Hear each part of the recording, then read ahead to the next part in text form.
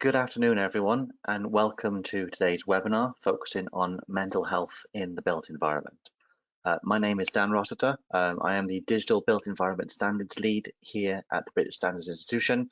And before we get on to our excellent speakers, I just want to do a quick bit of housekeeping before we start our webinar. So those of you, if you've not been here before, what we do is we run these as listen-only webinars.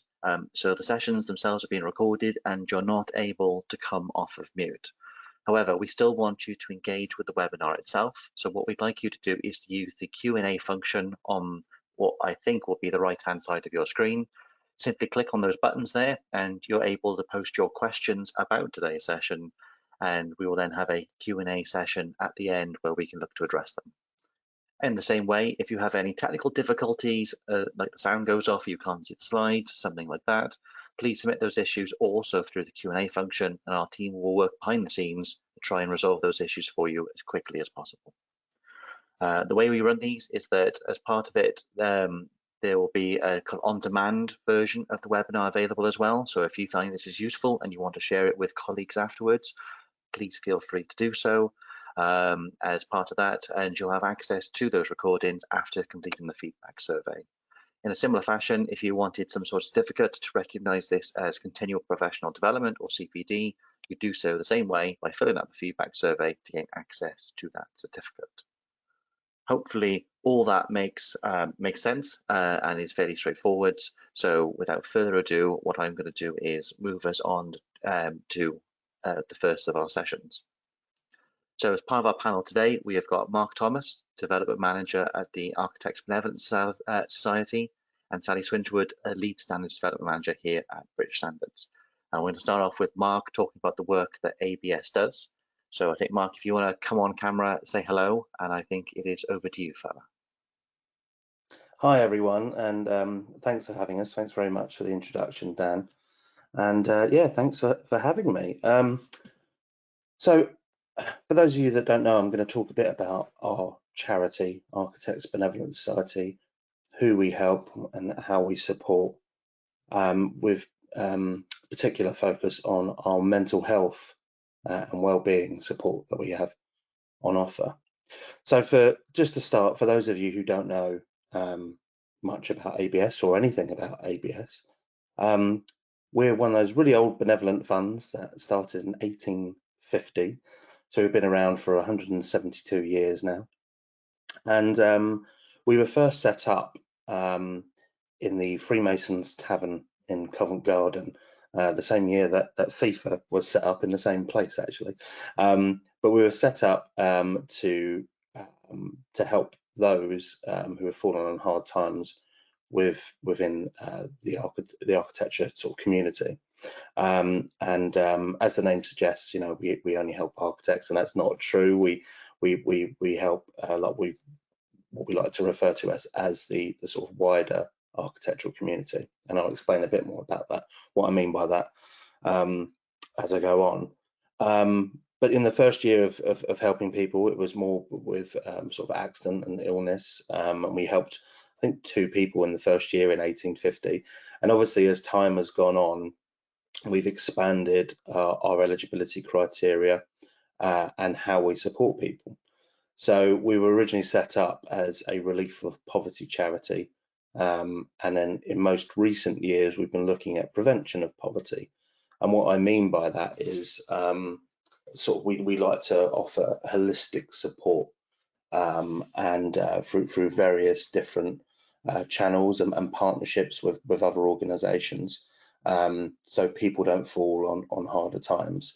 So the support that is available goes from things like financial support to mental health and well-being. So I'll explain a bit more about that as I go on. But as I said, you know, it's not just architects that we help. This is what we like to refer to as the wider architectural community. So architectural assistants, landscape architects, AT professionals, employees of architectural practices. So this is relatively a new one that we've started helping. So it could be like those that have worked in that work in architectural practice that their main profession is, say, finance, or they're an office manager, or they work in IT support. There is eligibility criteria associated to these, which I'll explain in just a moment. But also we're able to help dependents of all of the above. So we're very much about helping families and also students as well. So with students, the criteria is if you are, say, an undergrad, there's sort of very limited support that we can offer, and that is with our mental health and wellbeing support through a partnership with Anxiety UK.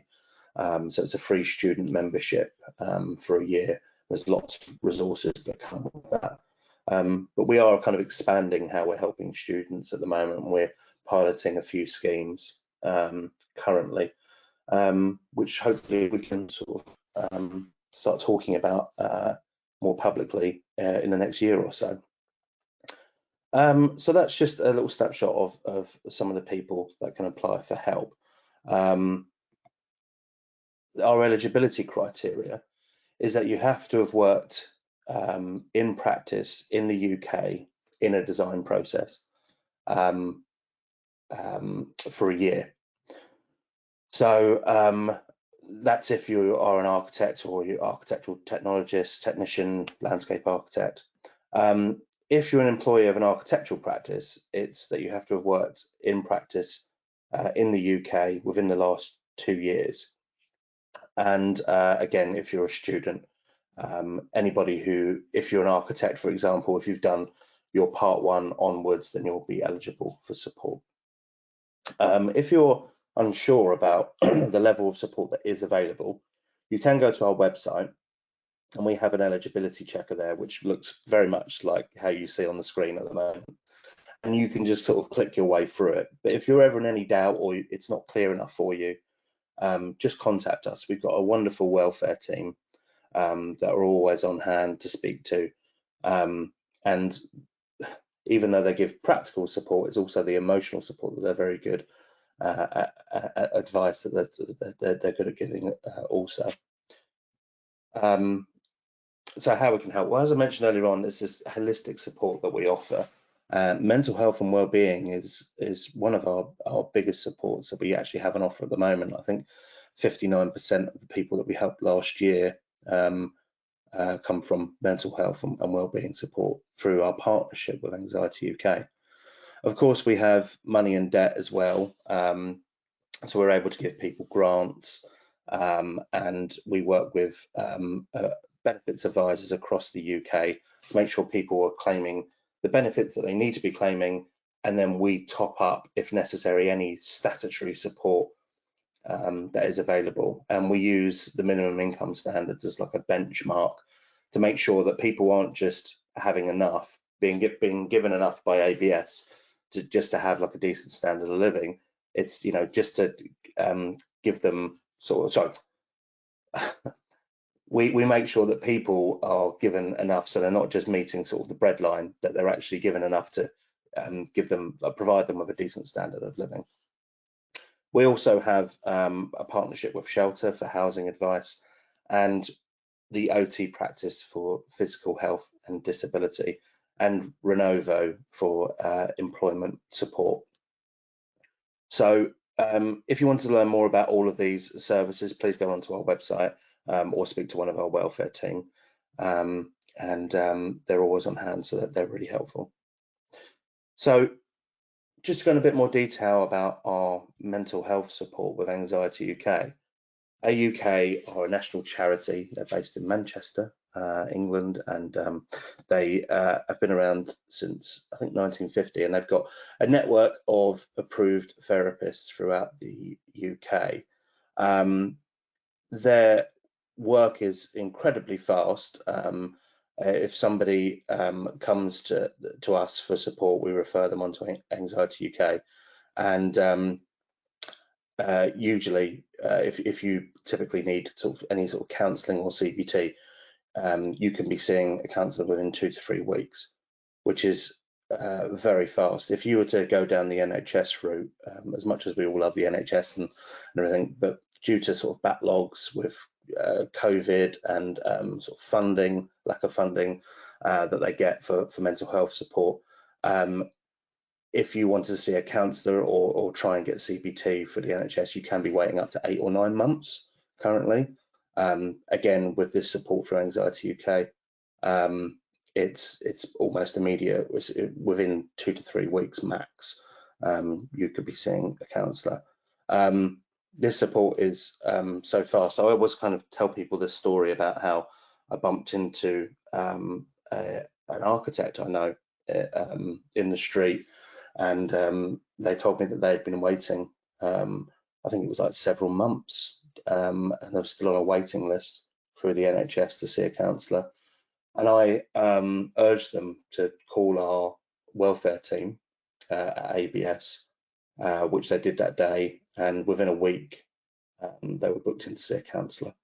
Yeah, it's just an amazing service that they have.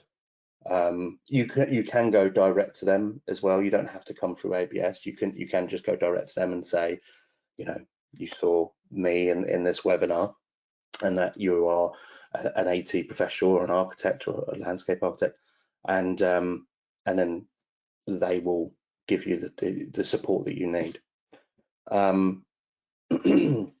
So it can also be done using a helpline, so it can be done by email or Skype, or it can be a phone call. It doesn't actually have to be face-to-face with a counsellor. That's also another sort of important thing to say, but they're also really good at giving a lot of resources about how to self-manage sort of the anxiety or anxiety-based depression that you might be going through. There's a lot of really useful resources, not just on their website actually, but through the ABS website. If you felt like you didn't want to talk to somebody about how you're feeling, there are a lot of techniques and things that are resources that are available. So I do urge you to please go and have a look at our website. But typically what will happen is if somebody contacts ABS for support, our welfare team will put them in touch with Anxiety UK. A referral form will be completed, and within a couple of days it's sent to Anxiety UK. Now, when you're at Anxiety UK, they deliver a wellbeing assessment. That wellbeing assessment will determine what level of support is available and what is needed, and then that person is then referred on to, say, a counsellor or somebody for CBT. Now, all of this is paid for by ABS. This is a free service to anybody who is eligible for our support. Typically, we will pay for up to about 12 sessions of counselling or CBT or any other kind of accredited therapy. And if more is needed, that conversation will, can always be had, and we will look to see how we can further support. Now, as I mentioned earlier on, holistic support is something that we really believe in at ABS, and usually when people come to us because of a mental health issue, we look at what's actually caused that issue, and we look to see how we can prevent it happening in the future. It could be that somebody's lost their job, so we refer them on to one of our employment specialists. It could be that they're in debt or they have a long-term illness. So we look to see if we can try and help with other things to prevent mental health sort of spiraling out of control, like mental ill health, sorry, spiraling out of control. So it's not just one thing that we can help with, it's several other things. Now, we started this partnership with Anxiety UK back in 2017 when we saw a need for this type of support within the built environment. There was a lot of talk going on in the press. There was a lot of surveys that were coming out, and there was a lot of studies as well, especially within universities, about studio culture, the long hours that people work within the industry, and how much pressure it is on people to deliver. So we try to have a wider conversation about how we can support with those things, not just through our support service with Anxiety UK, but also looking at how we can raise awareness and how we can look to sort of change the way people work and create sort of more well-being in the workplace. So we actually teamed up with a group that, called the Architects Mental Wellbeing Forum, who designed a toolkit. That toolkit is actually available through their website. They're called the Architects Mental Wellbeing Forum, and it's also available on our resources page on our website as well. And the toolkit was designed to basically talk about how to create a better working environment for everybody who works in practice. And that group is mainly made up of people who work in HR, or they are architects or architectural technicians in some of the biggest practices in the UK. And lately as well, they've been looking at how they can help students as well before they go into the workplace. So there's some really fascinating research projects that have been done through the Architects Mental Wellbeing Forum, and they have a wealth of sort of knowledge and resources at their fingertips. So I urge you, please go and have a look at the Architects Mental Wellbeing Forum's website, download the toolkit, it's absolutely free. Please share it with people within your office. And again, it's available through the ABS website also. Lastly, I just want to say thank you very much for having us. If you do need support, please come to us to speak to our welfare team. All of the conversations that I had with our welfare team are strictly private and confidential. So I wouldn't even ever know that you've gone to them for support, but they are strictly private and confidential. We have a great welfare team, even if it's just for like the emotional support or just some guidance and advice. They're really great. And our welfare team, I should just say a few more bits about who our welfare team is. We have Helen, Aidan, and Deirdre. Helen and Aidan are both qualified social workers that have got a combined knowledge of about maybe 30 years experience in them. So yeah, if you need support, please go and speak to them, and you can contact them through this helpline or email. And again, please check out our website for more information. But thank you very much for having me. I hope I've managed to sort of do all I can in explaining our mental health and wellbeing support. And yeah, I look forward to hearing some questions. Brilliant. Thank you, Mark. And then, as we say, moving swiftly on then, Sally, I think over to you then to talk about ISO 45003. Thanks very much, Dan, and thank you, Mark. As Dan mentioned, I'm Lead Standards Development Manager at BSI, but I'm really talking to you today in my capacity as a committee manager and a member of the working group that led development of ISO 45003. If we can go to the next slide, please. And the next one, please. So I want to talk initially about why psychological health and well-being is important in the built environment sector. So, as you all know too well, we're just coming out, hopefully, of a COVID-19 pandemic, which has added a lot of stress and anxiety and big life events to all of us. But even before the pandemic, over half of UK working days lost were due to stress, depression, or anxiety. We know it has only got worse in the last 2 years.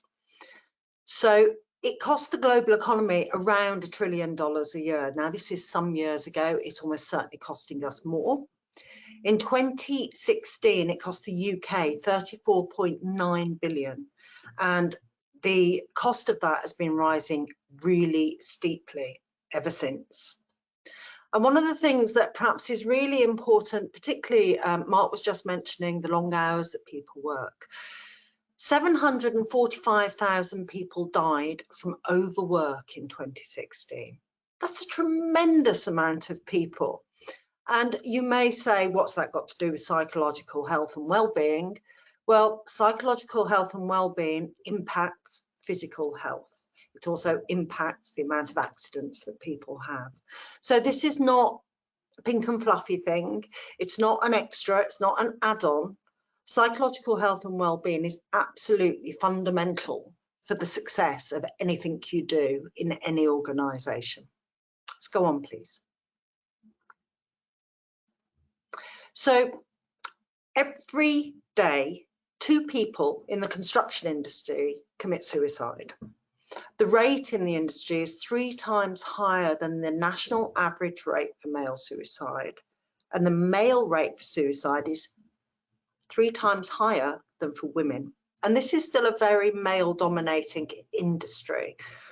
Women in the industry have their own challenges in terms of psychological health and well-being.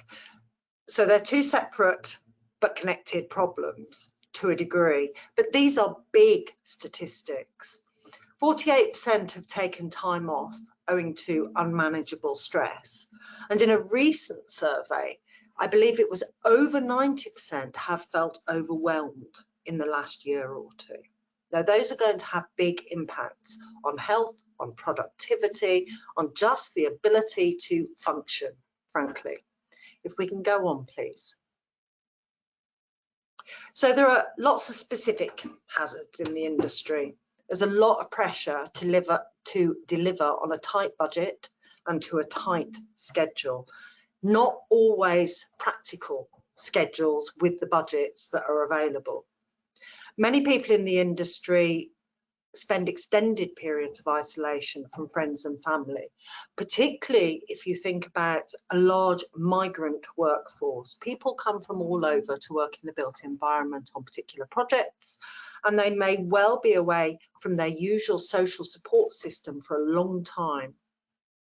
And then we've got the fragmented workforce, particularly on projects, made up of many smaller organisations, which leads to a lack of coherence. You don't have a team spirit. You don't necessarily feel like you belong to this wider group of people who are working around you.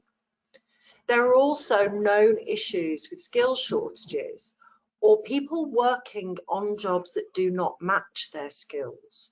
That's a particular problem, because if people feel that they are skilled workers, if they do have those skills, but they can't be utilised in the right way, and they're doing something which is completely out of their comfort zone and where they feel their experience, their expertise lies, that causes anxiety, it causes stress, and it can cause depression if you don't think you are doing what you should be doing, the thing you can do best. And finally, what I want to mention here is something I'm sure many of you are aware of. There's still a real macho culture in the built environment. It's really difficult to ask for help. It's not, in many organisations, particularly the smaller ones potentially, it's not acceptable just to say, okay, I'm not coping, okay, I'm having a real problem at the moment. It's not an environment where people feel safe to say how they really are. If we can go on, please. So, how can ISO 45003 help? Well, to begin with, it is written for everyone. It's written in language that anyone can understand. You do not need to be a psychologist to use this standard or to benefit from this standard. It's full of practical information and recommendations. It's suitable for any type of organisation. It doesn't matter if you're a 2-man band or you've got 5,000 people working across the world. Absolutely no difference. The information in it can make a difference to you. It doesn't need to be used with ISO 45001, which many of you will know is the management system standard for occupational health and safety. But it can be, if you are using that, it works together. It's written to work with it, but it can also be used without it. The standard provides lots of examples of the causes of psychosocial risk, lots of examples of signs and symptoms of negative impacts, which is really important that everybody learns. We all need to empower ourselves here so that we recognise it in ourselves and in our colleagues, because early intervention makes a real difference. And there are lots of examples of what you can do about it, how you can address these things. So if we can go on, please. There are three main areas where psychosocial hazards arise. The first one is how work is organised. Role ambiguity. If you don't know what's expected of you, that causes anxiety, it causes stress. Conflicting demands, conflicting deadlines, frequent changes in tasks will also impact your psychological health. If you feel you have no control on how the work is done, when the work is done, where the work is done, particularly if you have issues with it, that's going to impact you. We need collaboration on decisions on how we do things, when we do things, what's safe, what isn't safe, all the rest of that. Shift work, longer on sociable hours, working at night, for example, will have a negative impact. Inflexible schedules will have a negative impact. And then there's job security. The last 2 years have been really hard for many people.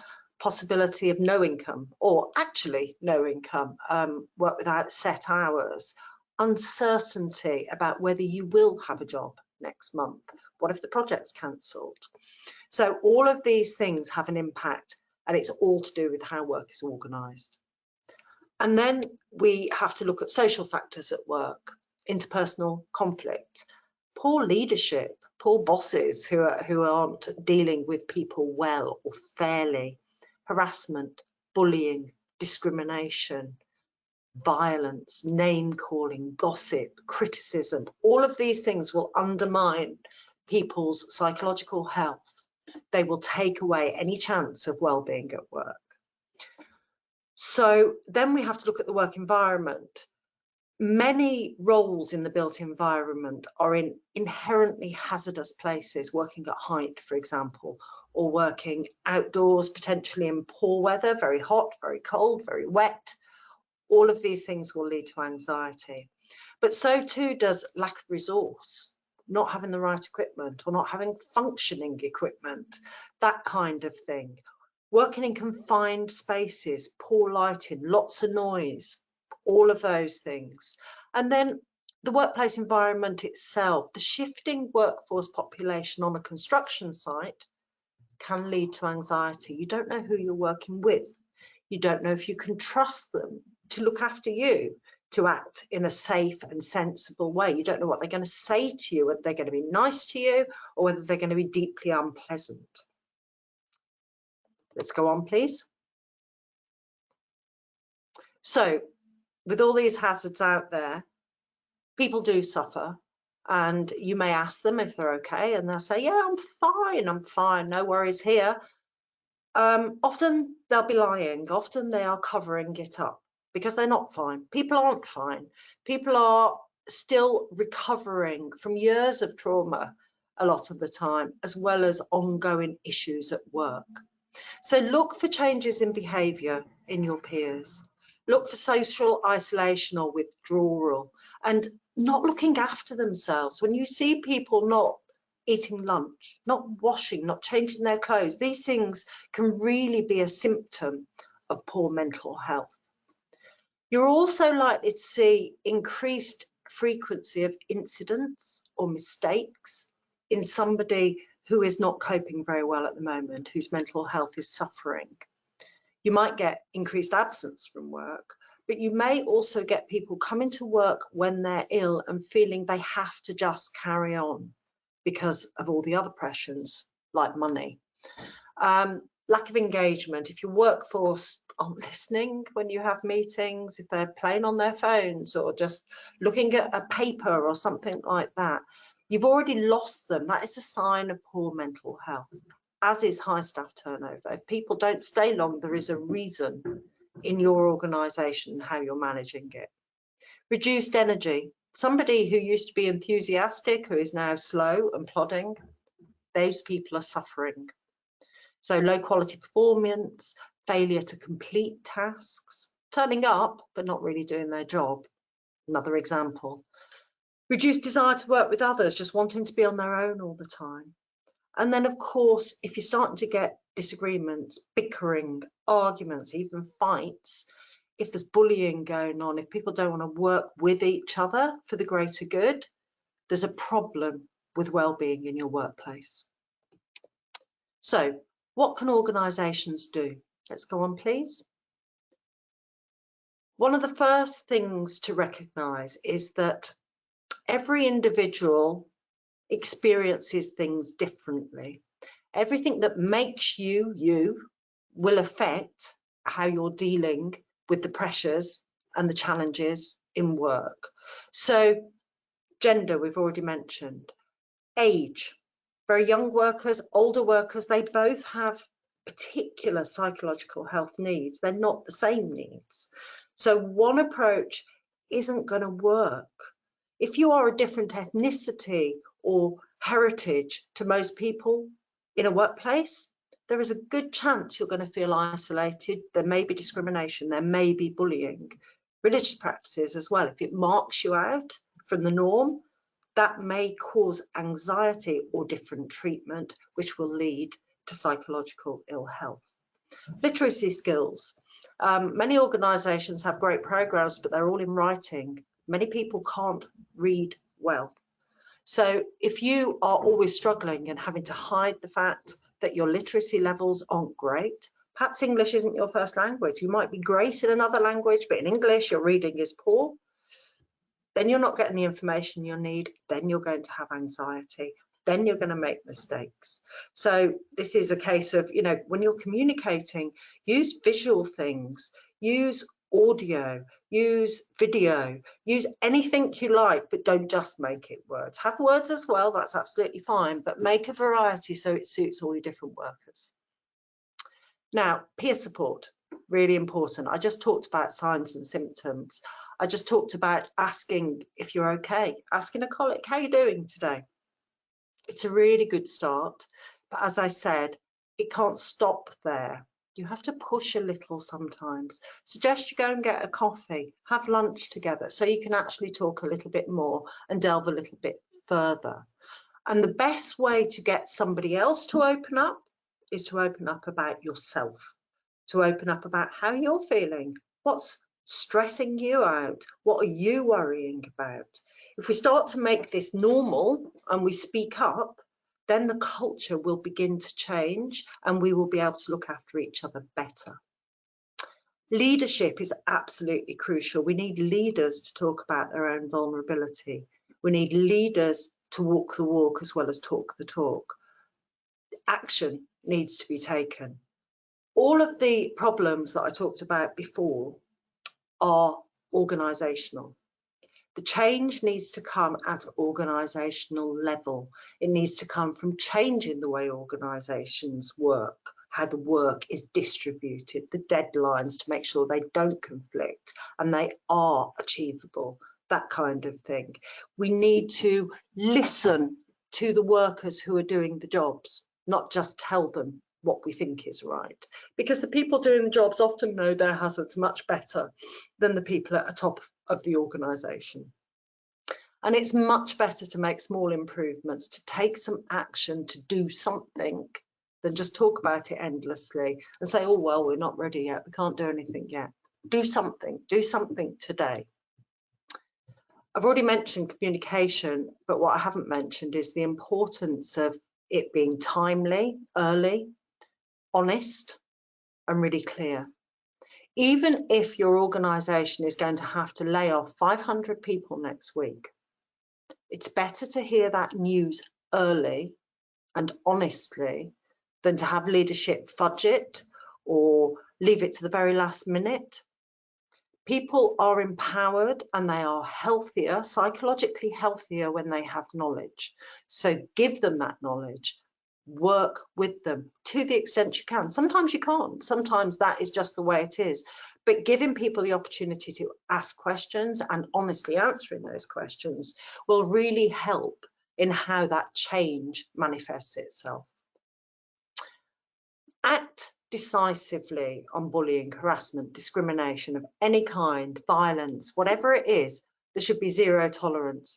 Your workers have a right to come to work each day and know that it's a safe place to be.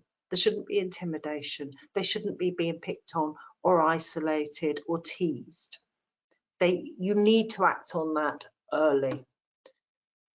Work as a team. This project-based nature of the built environment means many people coming together, all separate entities. But if you can start to collaborate, particularly on health and safety, you're going to be more productive as a whole. You're going to work more smoothly together.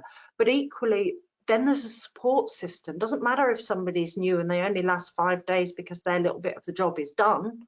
They will feel welcome if people work together and acknowledge each other as human beings. Every single worker in your organisation needs to feel valued. They need to understand what their role is and why they're important, why they are there. Don't make people feel like they're replaceable, because you're just never going to get the best out of them and they will become unwell. So focus on what matters, and what matters here is keeping a healthy workforce, because a healthy workforce is a safer workforce. A healthy, safe workforce is more productive. It will get the job done. It will probably get the job done on time, or as close to on time as is possible. But if you don't tackle these psychological issues, psychosocial risks, you're in grave danger of it all falling apart in some way. And finally, banish the blame culture. Don't blame individuals. Whatever one person does, 99.9% of the time, there is a deeper root cause that the organisation should have tackled. So look for the root causes, not the fact that John turned up on site drunk and caused an accident. Why was John drunk? What's the pressures that are leading him to exhibit those poor behaviours that means that's the only way he can face coming into work? Yes, John did something wrong, but that's because something else is going on. And this is a really important thing to think about. Too often we just go, oh, who caused that? Sack them, or they can't work in that role anymore. It's not the right answer. We need to look more deeply. Okay, I am going to end there, but on the next slide you can see where you can have a look at this standard. It's really useful that on the ISO website under the COVID-19 pages, anybody can read it for free. If you want to download it and use it, you need to buy it from the BSI shop, but I really encourage everybody on this call to just read it. Just empower yourselves, take it back to your bosses, or if you are the boss, begin to do something about it. Thanks. No, that was brilliant. Thank you, Sally. And if I invite Mark up as well, what we'll do is we'll move on to the Q&A portion. Some questions have come through, but the more questions that you provide, the more chance you have of getting your questions answered. So please feel free to put some of them through. So I'll start with the first I've received here. So I guess interestingly, putting some preamble onto it from some of your presentations, Mark, so you talked about the fact that it was, I think you said 59% of people actually come from mental health support needs kind of aspect of it. And Sally, I was quite shocked by the figures you had for, you know, people like dying from overwork and those bits and pieces. So it's interesting that one of the questions that have come through are about, do we have any intel on what percentage of companies apply things like the principles from 45003 or mental health awareness more generally within their organizations, and if there's anything we know about what people are currently doing now in their organizations. I'll jump in there first, if you don't mind, Mark.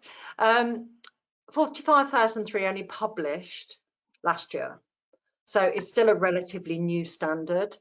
But what we do know is that we who worked on it are being asked to speak on it every week We're being asked to speak to it to individual organisations, to big charities, to professional bodies, to countries. So there's a huge amount of interest. One of the good things that has come out of the COVID-19 pandemic is that organisations are beginning to realise that this is something they need to do something about. It's not out of their control. It doesn't matter that half of the things that cause our stress and anxiety, maybe it's marriage breakup or the war in Ukraine or the pandemic. We can't control those things, but we can control what's in the organisation and make it safe. And organisations are definitely across the world beginning to do something about that. And they're recognising it's more than yoga and free fruit and those sort of well-being initiatives that were going on a lot before the pandemic, and also that it goes beyond personal resilience, which is a particular bugbear of mine. There's so many organisations that have had these massive programs of be stronger, deal with it better, be mindful. No, don't put me under pressure in the first place. Then I don't need to be so resilient, because we've all got different resilience levels, but ultimately we'll break if you don't deal with some of the pressures. So it's not really answering your question, but it is a huge take up. There is a massive amount of interest in 45003. No, that's great. Thank you. Mark, have you got anything else to add there? I'm on mute.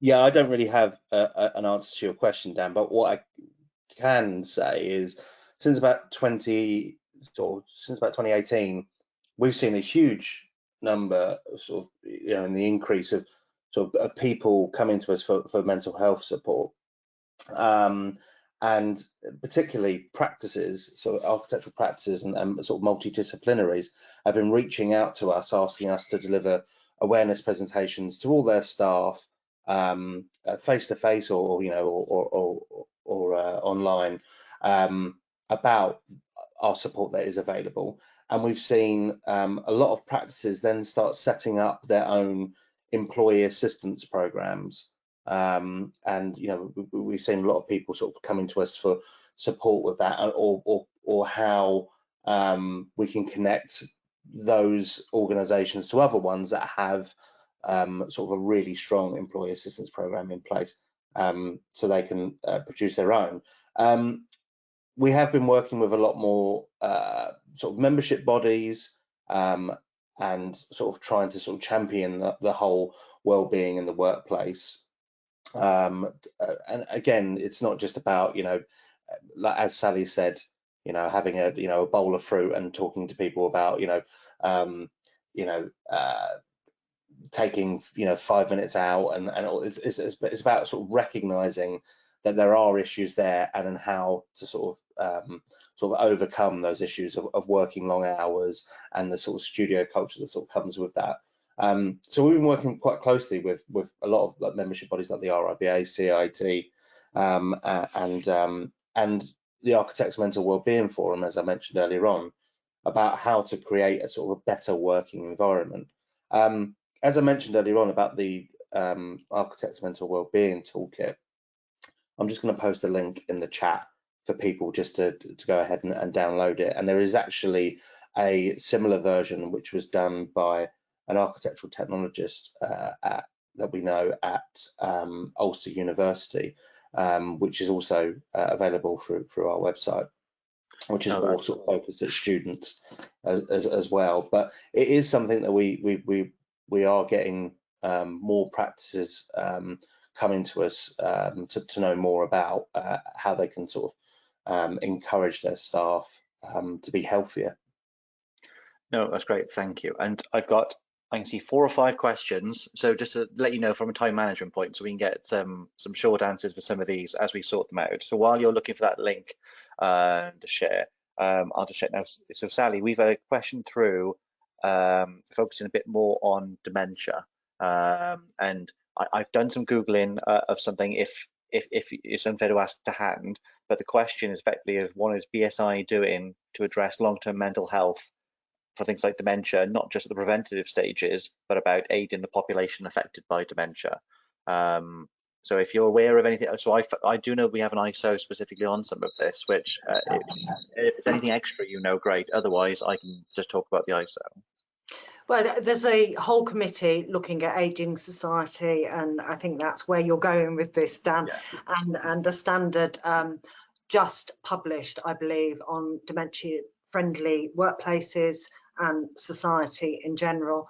Worth pointing out, this is not mental health. This is a neurological health condition rather than mental health. So psychological health, neurological health can easily get confused, but they are different. But there's a lot of work going into this. We know that more and more of us will be working to a much older age, and more of us will suffer from dementia. So yes, there's a lot of awareness and there is a lot of work going on in ISO and in BSI.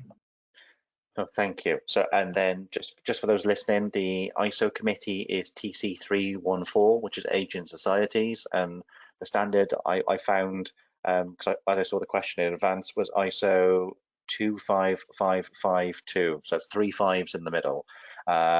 But you can contact us if you're interested in that. Thank you for that. Mark, there's been a question on the ABS side, and it's obviously there's a push towards the architectural side, and I for one have seen your presence in things like CIAT and otherwise, and thank you for that. But there has been a question of what if you don't meet this eligibility criteria? You're a firm of structural engineers. There isn't there, as far as we're aware, I don't think there is the structural benevolent society. So what can someone do if they aren't in a multidiscipline that's architecturally led, or don't meet those criteria? Where would you recommend they go? Well, I'd still recommend they contact the ABS and speak to our welfare team, because they may not be eligible for support, but we have so many resources that are free for people, and also our welfare officers have a really good knowledge of other benevolent funds that person may be eligible for, so they could signpost them on. And we have a lot of connections with many charities in the built environment, like Lionheart for surveyors, for example, ICE Benevolent Fund for civil engineers. That there are quite a few, and we have quite really good relationships with them. So we do signpost on, but also we try to help where we can. We'll never really just say to somebody, well, you're not eligible for our support, end of conversation. We will try and help the best way we can. And like I said, there are it's advice and support is sort of like the other arm of our sort of holistic support that we have. So I still would urge anybody to contact ABS and speak to a welfare officer by phone if you were unsure about your own eligibility. No, that's brilliant. Thank you, Mark. So going through my questions, so I think both of you raised at one point the effect that the pandemic has had on mental health. And I think there's an interesting balance. I'll try not to get political in this, but the interesting balance between wanting to see people in the office and perhaps the flexibility and benefits of working from home, but you can also contrast that with, I think, some of the points you raised, Sally, around extended periods of isolation. So actually, for some people, and I'll be honest here, if not too many people are listening, for me, it's been a blessing to work from home. But then, I'm not in the house by myself, and actually, there isn't, I don't feel that sort of level. But I can imagine for some people, it's been quite difficult.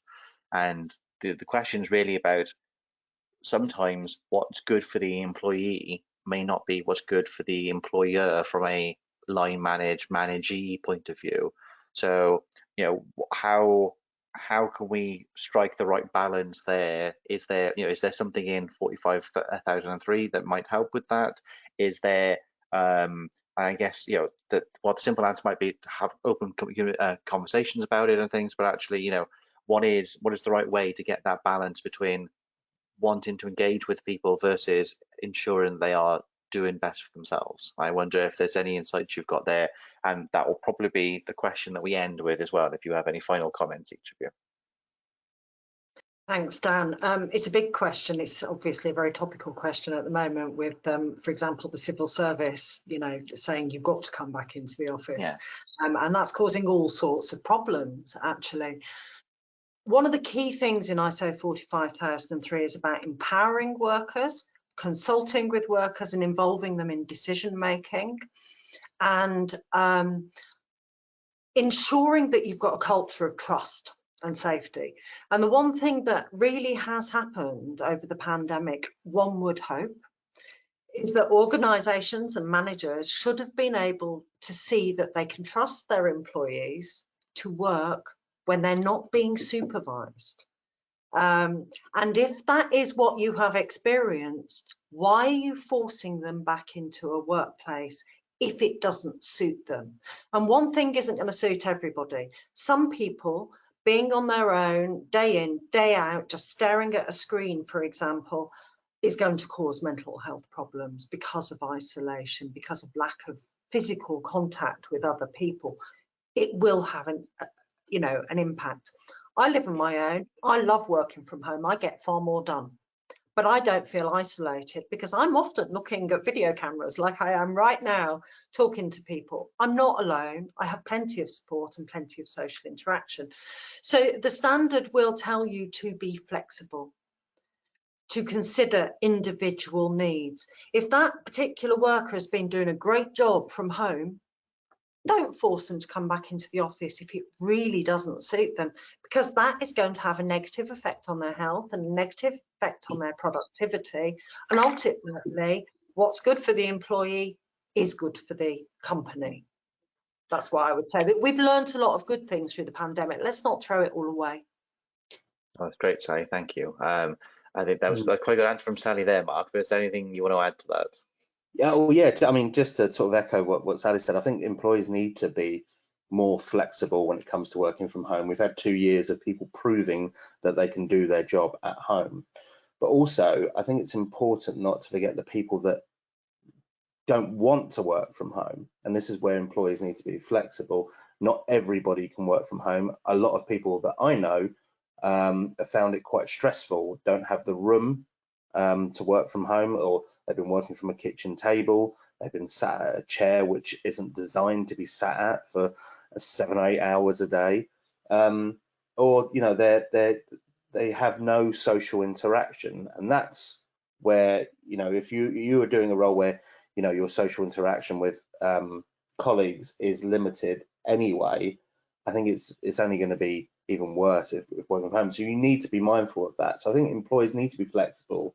They need to sort of, put it down to, it needs to be a case-by-case basis. I don't think I've heard of quite a few practices, architectural practices, that have said, well, we don't need our office anymore. We don't need this space. Let's just get rid of it, without really, thinking about the long-term effects that would have on an individual. I think you need that. I think a hybrid sort of working style is probably what would probably benefit people more. There's some people I work with at ABS that enjoy coming into the office and are still doing it, and are coming in 5 days a week and will not work from home. And then there's other people that really enjoy working from home. I like the hybrid sort of version myself, but but yeah, I think, as Sally said, it needs to come down to flexibility. Conversations need to be had, needs to be done on a case-by-case basis, really. No, that's Can great. I just add one thing, Dan? Sorry, we've heard about this great resignation since COVID happened. A lot of people have reevaluated what their lives are about. They're not going to take unreasonable demands from employers anymore. A lot of people will just say, okay, never mind, I won't work for you anymore. I'll go and work somewhere else because I need a work-life balance. So I just want to reinforce that. Listen to the people you are working with and work with them for the best solution, because then it's going to be better for everybody. Yeah. No, yeah, agree. And no, that's brilliant. Thank you both for that. It's been really interesting. And what I'll do is I'll quickly close off now. I'm not sure if it's on the next slide, but it's been put in the chat that we have another mental health session on the 24th of June as well, which is a free to attend event. So please, go in the chat and have a look at that. And then otherwise, as you probably know, these are our monthly CPD sessions. So what we do is we do have different sessions on different topics each month. And you can see that next month in June, we have an event on the competence standards. So if you're interested in the Building Safety Bill and what's happening with the competency roles there, please do go have a look at that. And then in July, the much anticipated BS 99001, which is looking at quality management in the built environment, where you can find out more on those there. And our full agenda is on bsigroup.com/events. Otherwise, all that's really left for me to do is to thank Mark and Sally for joining us. So thank you very much for your presentations. Thank you, the audience, for coming and listening and providing your questions.